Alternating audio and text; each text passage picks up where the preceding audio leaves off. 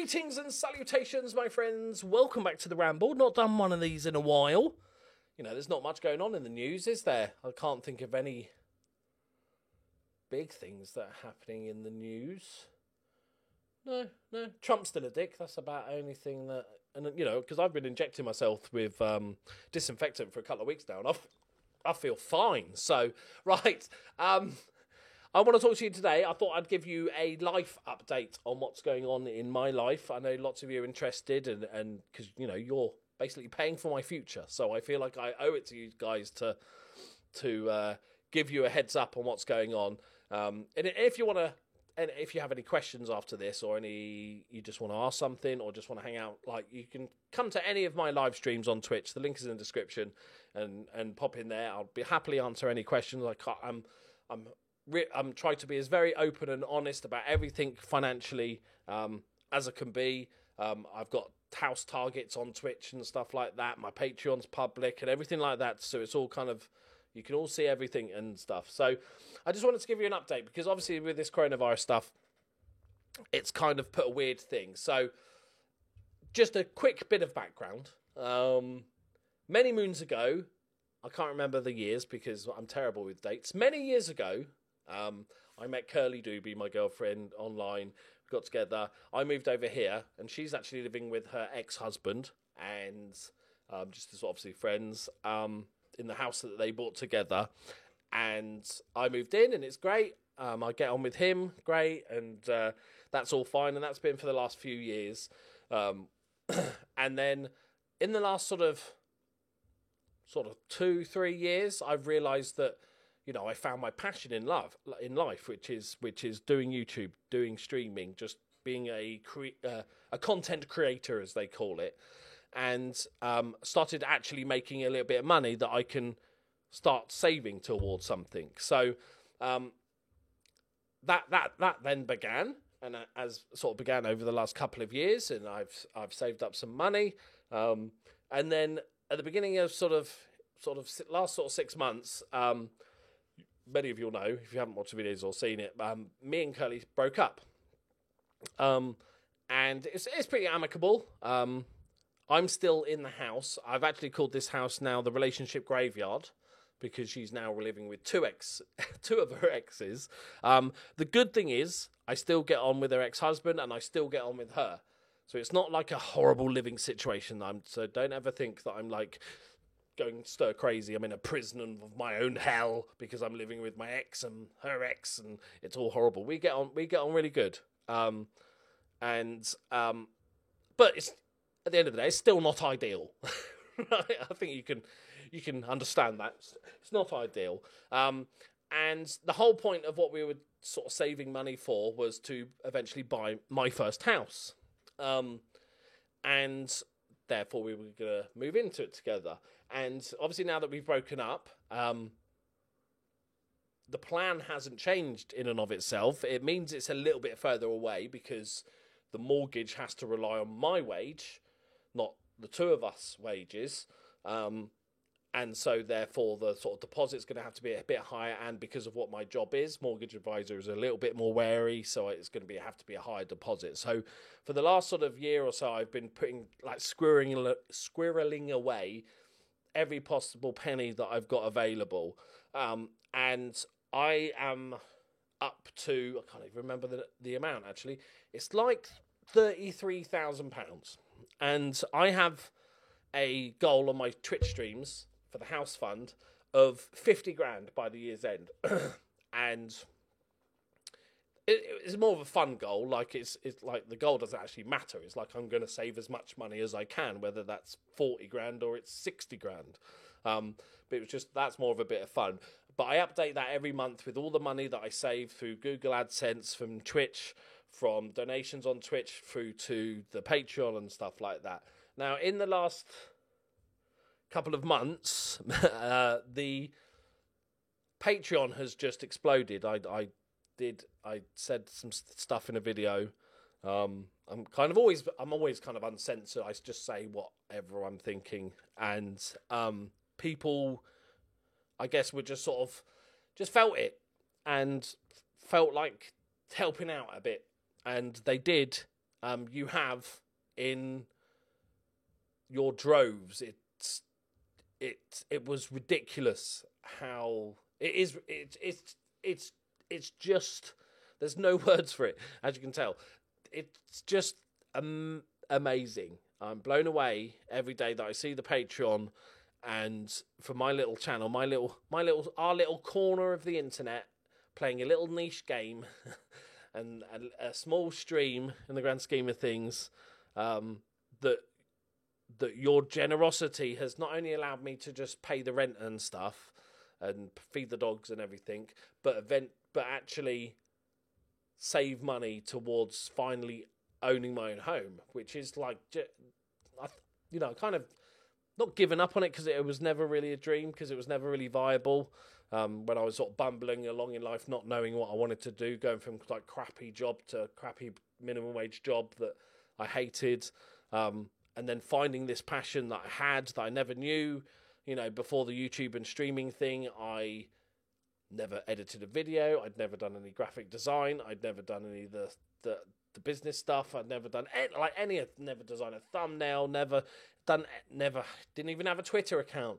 That never done anything of it, and fell in love immediately after doing my first video as a bit of fun, and wanted to do this as a career. And then it was like, and then seeing that your generosity has allowed me to get to a space where this is actually a full-time job, and now I can actually save. So the goal is obviously to just keep saving as much as I can each month, and eventually get out of here, because obviously here's the goal, is to, I'm in Northern Ireland at the moment. Ideally, I want to live in the south of England where my family is, because my mum's getting on a bit now, and I'd like to spend more time with her. And it's just way too expensive, because she lives in like Bournemouth area, right, Dorset, and it's one of the most expensive places in the UK, like outside London and stuff. So that's not quite doable. But my plan is to basically find somewhere in the next sort of year, find somewhere, a house to rent in England. It's probably going to be somewhere in England or the south of Wales as well. That could be a very good, somewhere in Wales would be good, and it might be a bit further north than ideally, but if it's got good train links and stuff, that still makes it's a lot easier to go from, say, Birmingham to Bournemouth than it is to go from Northern Ireland, especially when you don't drive. You're 2 hours from a airport and there's no trains. The faffing about involved is ridiculous. So the idea is to get a bit closer and then move over, and I want the house to be, I'm not going to live in a tiny little flat for a year, so I can save a bit more money, so then I can buy, because at the end of the day, I've got 3 dogs that need a bit of space, and I'm a loud YouTuber as well. I need a bit of space. So I'm going to rent an okay house, hopefully that's detached, that has a garden. Renting is tricky at the best of times, but when you've got 3 dogs, that narrows. If there was 2,000 possible good properties, it goes down to 200 that will allow pets, and you find one good one that says they'll allow pet, and it says 1 pet considered. And I'm like, okay, yeah, that might be a bit tricky, and I might end up paying a little bit more rent or in deposit because of the dogs and stuff, and that's fine. But it's just finding the right place with a nice big garden that's near somewhere where we can take the dogs out for a walk and stuff, and then maybe live in that house, rent that house for a year, and then in that year's time, hopefully. So we're talking maybe sort of 16 months-ish, 18 months, I would have the deposit big enough available to buy a house. And then you get the double bonus of that, because I'm somewhere in England, let's say Birmingham as a middle bit, I can then travel and view houses a lot easier than if I'm living in Northern Ireland and stuff like that, and everything. So that's just I want to sort of give you an update on that. So obviously the COVID stuff has kind of I can't rent a house. I can't go viewing houses in the current climate, with the coronavirus and stuff. So it's kind of like, well, that's just been put on hold, which I think in the last sort of month, the whole coronavirus stuff, me personally, hasn't bothered me too much, because I'm very much a hermit anyway and don't go out too much apart from to walk the dogs and stuff. So I've been okay I'm fine on my own. I quite like being on my own. So that side of things has not bothered me. But and I didn't realise this at the time, because then I what I stopped doing because it was pointless was to look at houses. But what I didn't realise was that looking at houses is what kept me focused on the goal more, like kept me looking, going, give me something to be excited about, like not my escape, because again it's not too bad here, but that, like, that's my target. The light at the end of the tunnel was that, okay, it's not an ideal living situation right now, but I'm looking at that. And because I wasn't looking at those houses over the last few weeks, a month or so, I've been a bit down and not realising it and stuff like that. So although it sounds silly considering where we are in the climate at the moment, I'm just looking at houses again. And yeah, I'm not going to move into any of these houses any time soon because of the stuff. We don't know how long it's going to last for, but it just gives me excitement when I find a nice little property that is in my price range and stuff like that. Another problem, obviously, with house hunting is that, I want a detached house that has a big garden, so that immediately takes you out of most city centres, which is fine by me because I want to, places to take the dogs and stuff. But then as soon as you get out a lot of the city centres and stuff, if you're not from the UK, I don't know what it's like in your country, but for over here, the internet's quite shit if you get out of any of the cities. So you find this lovely little rural house and it's perfect and they'll allow dogs and it's got a garden and there's a woods next door, and then you put the postcode into the broadband checker and it says 0.7 download whereas my job literally requires me to at least have I'd say probably what I've got now, which is not great in Northern Ireland. It's 30 download and 4 up, and 4 up is like the minimum required to stream really at any sort of level. So finding a nice rural farmhouse but with really good broadband is they're counterintuitive. That allows animals and all, So that's not fun, but I'm in no rush to do it, which is good. So I'm not panicking to find a place and stuff like that. So hopefully, I'm just kind of window shopping at the moment. But then hopefully over the next course of the next sort of few months, we'll get a better idea of what's happening with the coronavirus and find out when when it all goes kind of semi back to normal and the houses start coming back on the market properly and everything. The TLDR is everything's been put on hold because of virus. But when it's back, I'm looking to rent somewhere in England that's detached and has a garden and has good internet and will allow dogs, and then maybe do that for a year whilst continuing to save. And then once we've done that for maybe a year, 18 months, I will have enough money as a deposit to purchase my first and probably only home. So it's quite an important buying decision. I will spend quite a bit of time making sure it's the right house, because I don't plan or probably can't afford to do this again.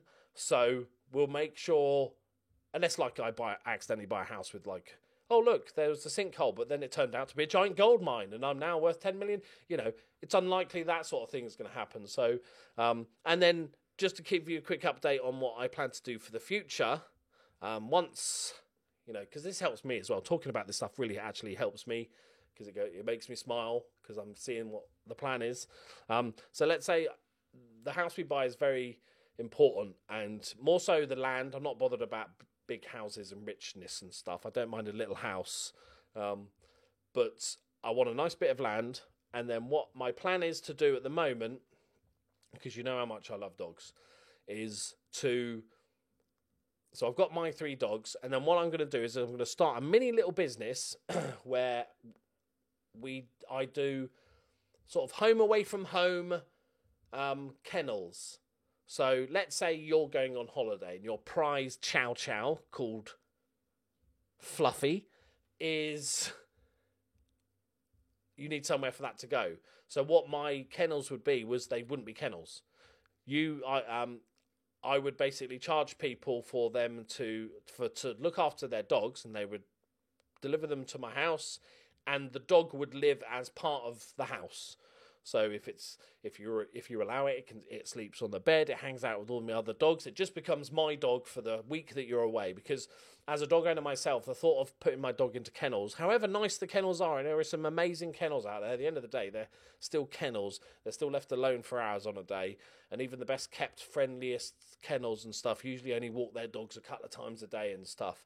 So I want a place where somebody that loves their dog, and obviously it'll be a little bit more expensive than a kennels, but I wouldn't overcharge. It's not really as a big money making scheme, and I would only allow like a couple of dogs at a time. I'm not going to have like 10 dogs or anything, so it would only be a couple of dogs. They would be treated like pets for the time that their owner's away, and then they would come and collect them, and that would help me sort of subsidize the sort of business and stuff. And then on the side of that, so now I've got a setup where I've got 3 dogs, and let's say on average I'll probably have one other dog at any one time introduced into our little pack. And then what I'd do then is that then I'd start talking to local dog charities, because I'm a trained dog behaviouralist and nutritionist, and I've done lots of study in that area. My plan would be to start working with shelters and stuff and charities of dog charities, and either foster dogs, because they've not enough space in the kennels, in the foster homes, or I would foster the dogs before they get ready to be rehomed and stuff like that, as also like an overflow system for when the charities are really busy, and also work with maybe dogs that aren't quite ready to be rehomed, that need a bit of, whether it be training, whether that be basic stuff, or that maybe they're a little bit scared of other dogs, and I can help that with my dogs and introduce them to new animals and people and stuff like that, and get them ready to be rehomed. Sort of, a bit of a training exercise, maybe a couple of weeks at a time. They come in, I give them some basic training. The dog learns to get on with other dogs and everything and people, and then it's ready to be rehomed. And the reason why I like this setup is that because we're going to have people coming and going with their dogs for the kennel and for the home away from home. Don't know what, need a name, so let me know in the comments if you can think of a good name. We'll have people coming and going and different dogs coming and going. It's like a perfect little bubble of atmosphere for new dogs to get used to both fresh people and new dogs and different experiences and stuff like that. And I think it sort of makes sense. And also, on the content creation side, I have zero plans to stop what we're doing now. Football Manager videos, maybe other gaming videos, but also streaming, because I fucking love it. That's still my passion, so that's not going to go away. But what eventually might happen is that I think I might do have a second channel, a proper second channel, where it's all about dogs. So, and I sort of started this a while ago, but it wasn't quite ready, and I'm not in a position to do that right now. And I think it makes sense when we've got the kennels and stuff like that, and we're fostering dogs, where we have a channel where it's like lots of dog vlogs or vlogs. No, it doesn't work. Lots of dog vlogs, and introducing you to the dogs that come in, and doing some training tips and behavior tips and all this sort of stuff on the side as well. And that will help pay for that whole setup, because I think looking after a couple of dogs as a kennels is not really a, money-making thing. It kind of just sort of probably pays for itself, because I'll have high vet insurance and silly things like that. And eventually, maybe whether we become, going forward, become my own charity for the dog side of things, and maybe open up my own little charity and rehoming centre and stuff like that. Could be definitely on the cards, and maybe that would have its own Patreon and stuff to sort of support that whole dog side of things. So, yeah, that's my goals, right? I know they're big. Hang on, I need a drink. So dry. But, yeah, I know they're lofty goals, but you got to aim high, innit? You got to aim high. And it's, like I said before, I don't want to go on too much, because I don't want to feel like I'm always wary of not thanking you too much, because I'm always endlessly thankful, but I'm wary.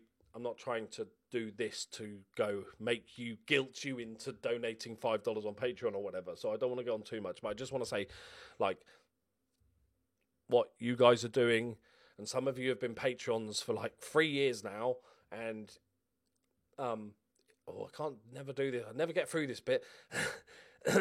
So, but what you guys are doing on Patreon, like, you've literally changed my life, and I know I'm incredibly lucky, especially with all that's going on in the world with people losing their jobs and stuff like that. And you know, I'm not a money person, so I'm not like checking Patreon every day and stuff. But when I go to update it and check it and stuff, I'm expecting it to drop like a stone every month because people are so fucking skint.